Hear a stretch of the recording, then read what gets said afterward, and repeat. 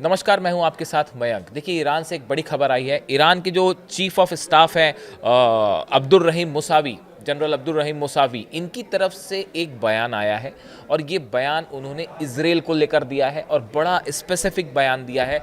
उन्होंने कहा कि ईरान की नौसेना इस बार इजराइल को करारा जवाब देने के लिए तैयार है।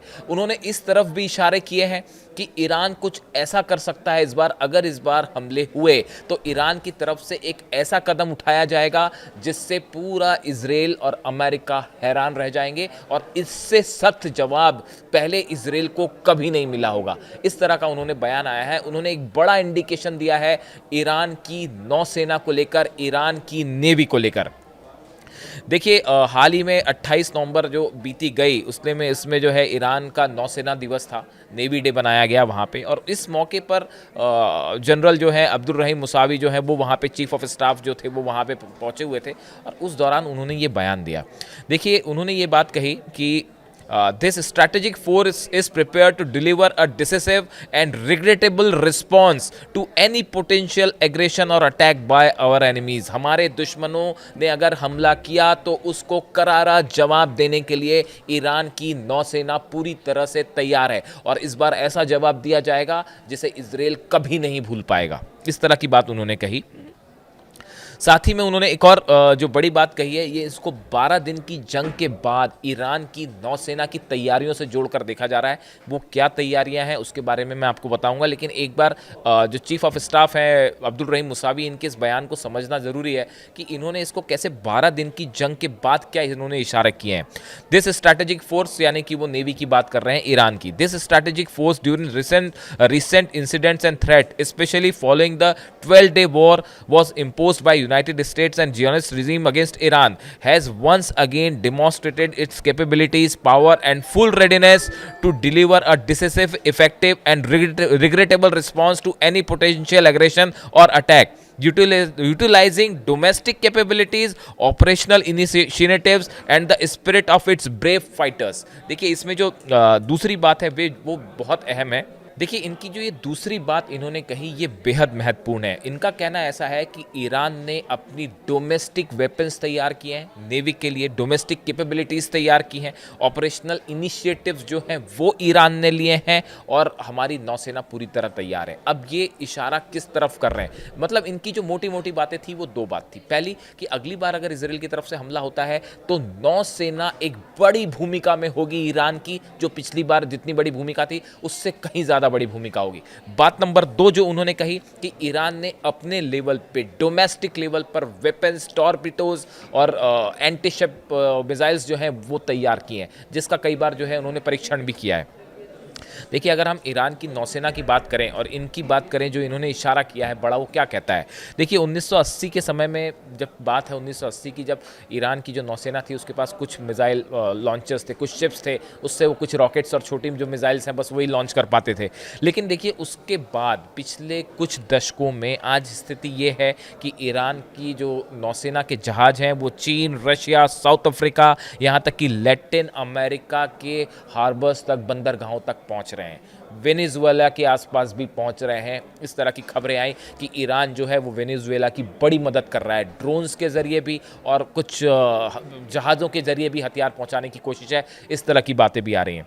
देखिए, अगर हम स्पेसिफिक बात करें कि अगर ईरान की नौसेना की बात करें तो मकरान जो जहाज़ है ये वो जहाज़ है जो जिसे एक चलता फिरता जो है कॉम्बैट प्लेन, इसको जहाज माना जाता है। ये जो मकरान है ये करीब 1 लाख टन माल वेट लेके जो है वो ट्रैवल कर सकता है। 5 हेलीकॉप्टर्स इसके ऊपर होते हैं और कई सारे कॉम्बैट ड्रोन भी जो है इस पर रखे जा सकते हैं। इसे ईरान का एक चलता फिरता जो है नेवल बेस कहा जाता है। ये देखिए, ये डेवलपमेंट्स पिछले कुछ समय में ईरान की नौसेना में हुए हैं। ये एयरक्राफ्ट कैरियर तो नहीं कहेंगे इसे, लेकिन ये एक चलता फिरता बेस माना जाता है ईरान का, जिसमें काफ़ी सारे हथियार एक बार में जा सकते हैं। उसी तरह अगर आप बात करें तो एक वर्टिकल लॉन्च मिसाइल्स के मामले में, जो कि शिप से लॉन्च की की जाती हैं, उस मामले में भी ईरान की नौसेना ने तेज़ी से तरक्की की है। शायद इसी तरफ जनरल मुसावी इशारा कर रहे हैं और ये एक साथ 100 अलग अलग लक्ष्यों को निशाना बना सकती है। ईरान की जो वर्टिकल मिसाइल्स हैं, वर्टिकल मतलब जो जहाज़ से सीधे अचानक लॉन्च की जा सकती है, ये कैपेबिलिटी भी ईरान ने हासिल कर ली है। इसके अलावा अगर आप बात करें फतेह और गदीर, ये 2 क्लास की जो सबमरीन्स हैं, पनडुब्बियाँ हैं, 2000 किलोमीटर रेंज वाली सब सरफेस क्रूज मिसाइल्स इनमें लगा दी गई हैं। यानी कि आप देखिए कि ये जो पनडुब्बियां हैं फतेह और गदीर सीरीज़ की खास तौर पर, इसमें वो मिसाइल्स लगाई गई हैं जो 2000 किलोमीटर तक की अटैक कर सकती हैं और इसको लेकर लगातार इम्प्रूवमेंट हो रहे हैं। कि अगर आप देखिए, नॉर्थ कोरिया इस कोशिश में लगा हुआ है कि वो अपनी सबमरीन से जो है आईसीबीएम लॉन्च करने की टेक्नोलॉजी हासिल कर ले, और ईरान जो है वो लगातार अपनी सबमरीन को इस लेवल पर मजबूत करना चाह रहा है कि अगर अब की बार इजराइल पर हमला करना पड़े तो उसकी पनडुब्बियों से मिसाइल लॉन्च करने की कैपेबिलिटी आ जाए, और ख़ास तौर पर क्रूज मिसाइल्स जो है जो कि 2000 किलोमीटर जिनकी रेंज हो सके। अगर हम हाइपरसोनिक मिसाइलों की बात करें, खासकर एंटी शिप मिसाइल्स हैं, इसमें कादिर 2 मिसाइल है जो कि 14 माक की स्पीड तक ट्रैवल कर सकती है, स्पीड पर ट्रैवल कर सकती है और इसका काफ़ी लंबा इम्पैक्ट, काफ़ी दूर रेंज तक हमला कर सकती है। ये भी जो है वो ईरान के नौसेना के बेड़े में शामिल हो चुकी है। कादिर 2 मिसाइल, ये एडवांस वर्जन है कादिर 1 का और ज़्यादा इफेक्टिव मानी जाती है। देखिए, ईरान जो है वो ये चाहता है कि जो मिसाइल पावर उसने शो किया इजराइल के खिलाफ 12 दिन की जंग में, अब वही मिसाइल पावर उसकी नौसेना पर भी आ जाए, नौसेना पे, उसके वॉरशिप्स पे, सबमरीन्स में भी ये मिसाइलें तैनात हो जाएं ताकि इन सबमरीन्स और नेवल अटैक भी बड़ा किया जा सके।